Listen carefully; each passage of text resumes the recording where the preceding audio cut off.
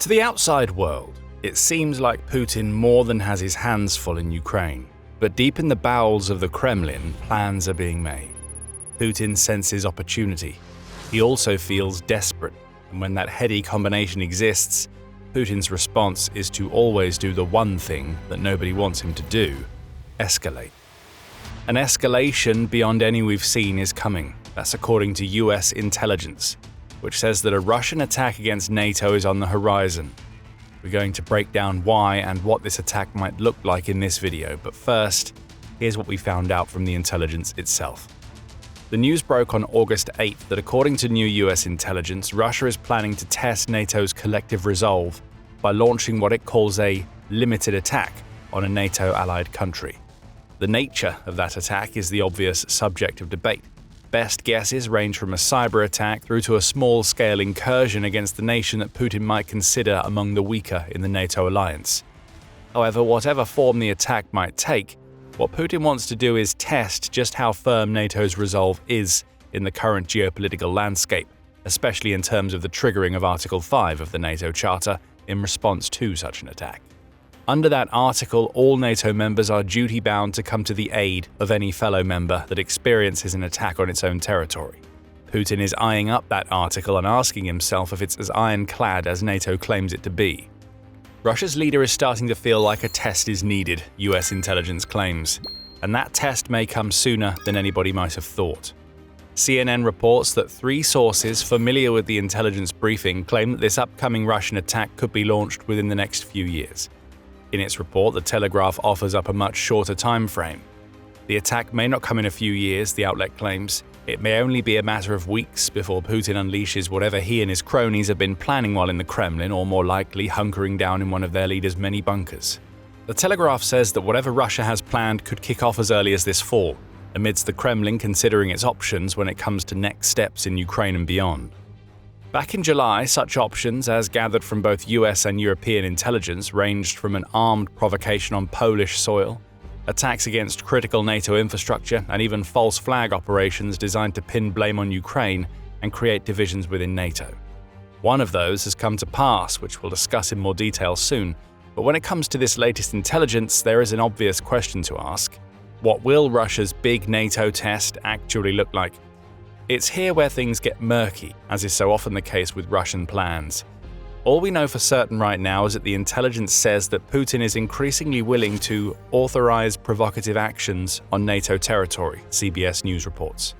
Hybrid tactics seem like the most obvious bet. Such attacks put pressure on NATO while being deniable on the Russian side. We saw a perfect example in Germany earlier in August. There, a drone laden with explosives was found at an airport in Leipzig. That drone has since been assessed by the US and determined to be of Russian origin, claim officials who spoke to CBS. However, this is also the precise type of thing that Russia can deny. Whether the drone had exploded or not, Putin's cronies would immediately jump to their own defense. It wasn't us. Germany must have a problem with terrorists. Maybe if the country wasn't so anti-Russian, none of this would be happening. Wink, wink, nudge, nudge. Hey, maybe Germany should look at Ukraine. It could have been them. Literally anything will come out of the mouths of Putin's spokespeople to delay and deny, to create confusion and division, which is the point of Russia's hybrid warfare in the first place. So more of what happened in Leipzig is one possibility, but Russia has other, even more worrying options. The prospect of a limited incursion is brought up by the US intelligence report. Remember, Putin's goal is to test NATO's response. Hybrid warfare and cyber tactics are part of Russia's plans, but they've been part of what Putin is doing for a while now. Putin, the real test lies in the Article 5 triggering that we mentioned earlier, and specifically in how the US would respond to a Russian escalation in the wake of its draining campaign against Iran. That's according to Heather Conley, who is a senior fellow with the American Enterprise Institute. She tells the Wall Street Journal, the question mark is how the United States would respond in that case. It's always been a goal of Russia's to challenge the credibility of NATO and to separate the United States from its allies. No truer test of that response exists than an incursion onto the territory of a NATO ally, especially if it's one of the allies that the Trump administration believes hasn't been doing enough to pay its way as part of its NATO membership. Poland has been mentioned, though nobody could accuse that nation of failing to meet its NATO obligations. Poland spends more of its gross domestic product or GDP on defense than any other NATO member, including the US. In 2025, Poland poured 4.48% of its GDP into its military. Other possible options lie in the Baltic region. The Baltic states of Lithuania, Estonia, and Latvia are all relatively small and vulnerable, as The Guardian points out.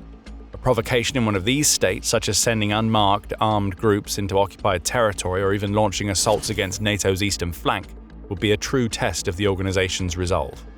If Russia is intent on testing Article 5, then a small-scale land grab seems like the most obvious choice.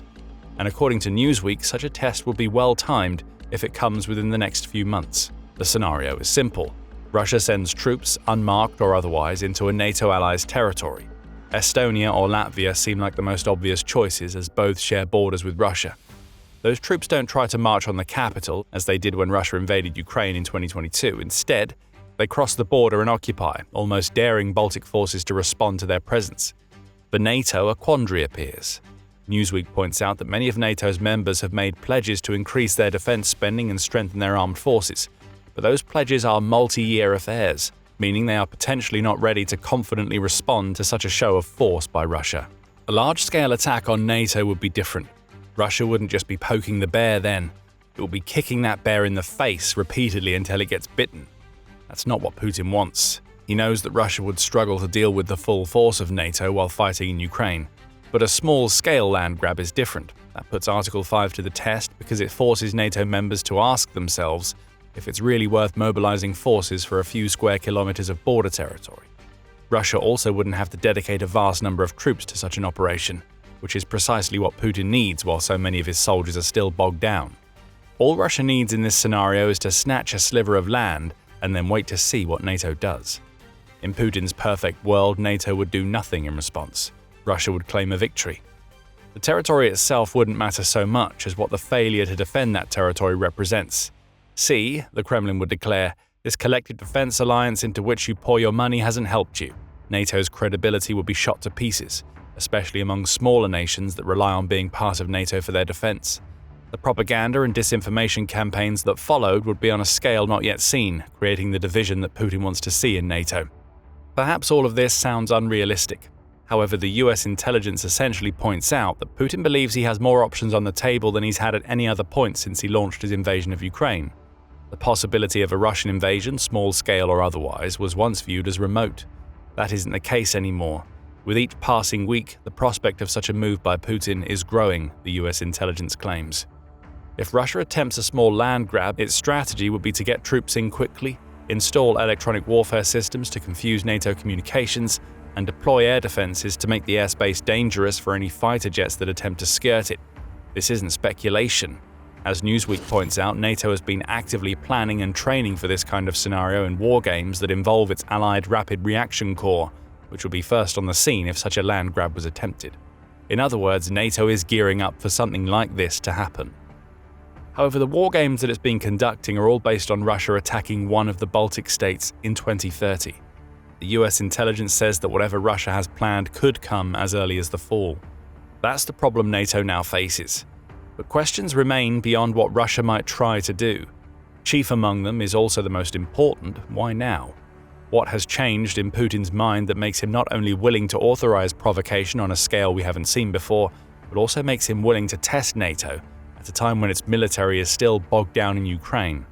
Well, what is happening in Ukraine is likely part of the answer to those questions. But before we dig deeper, this is a reminder that you're watching The Military Show.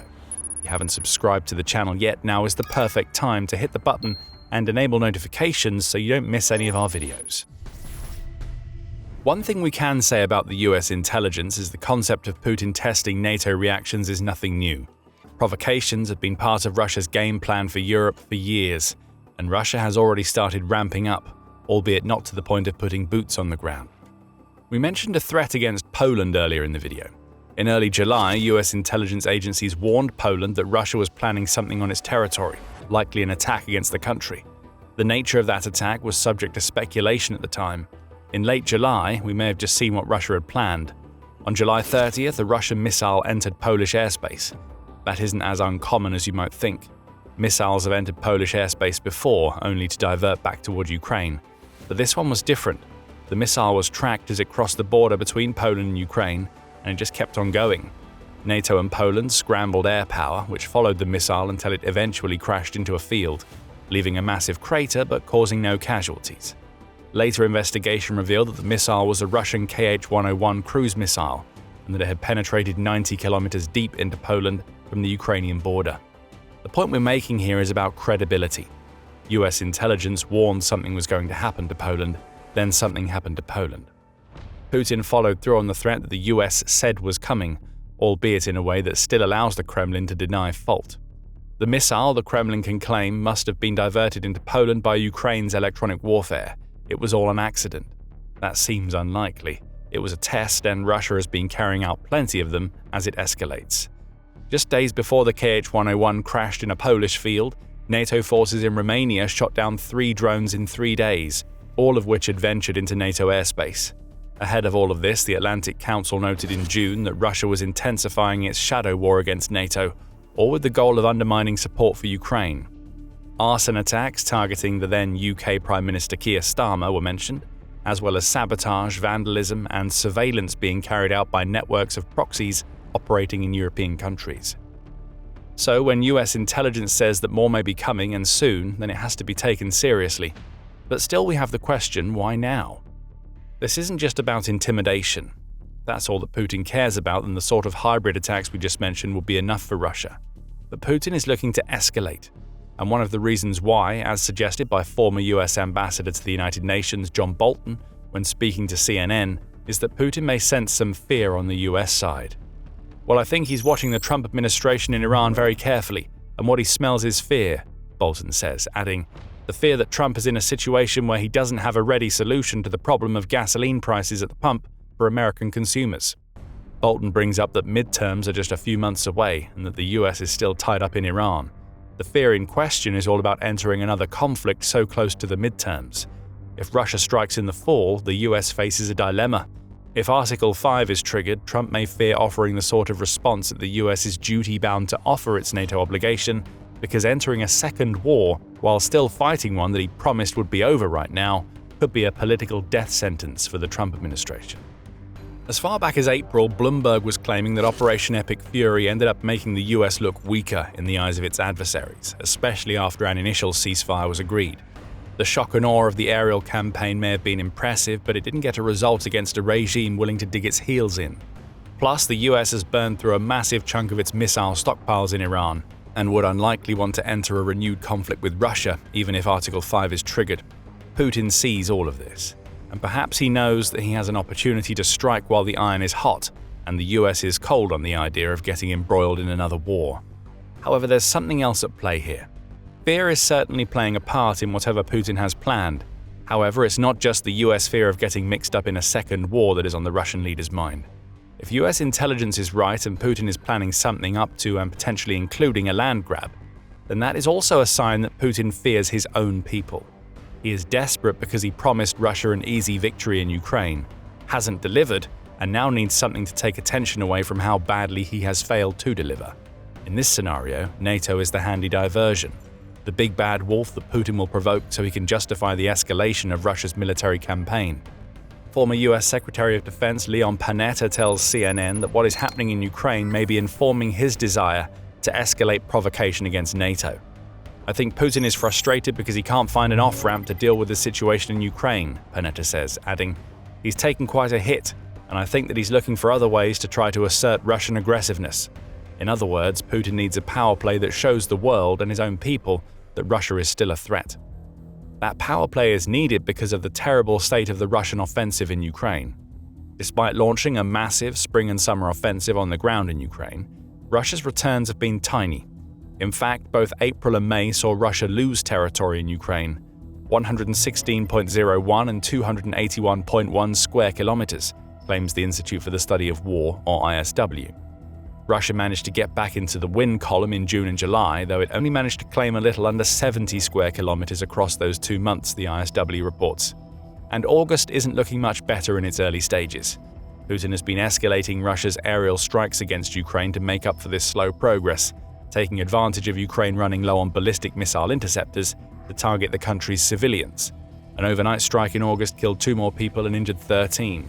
These aren't military victories for Russia, but they're all that Putin has to show for his disastrous Ukraine campaign right now. The problem with Putin is that desperation doesn't force him to back down. The revelations in the most recent batch of US intelligence showcase that.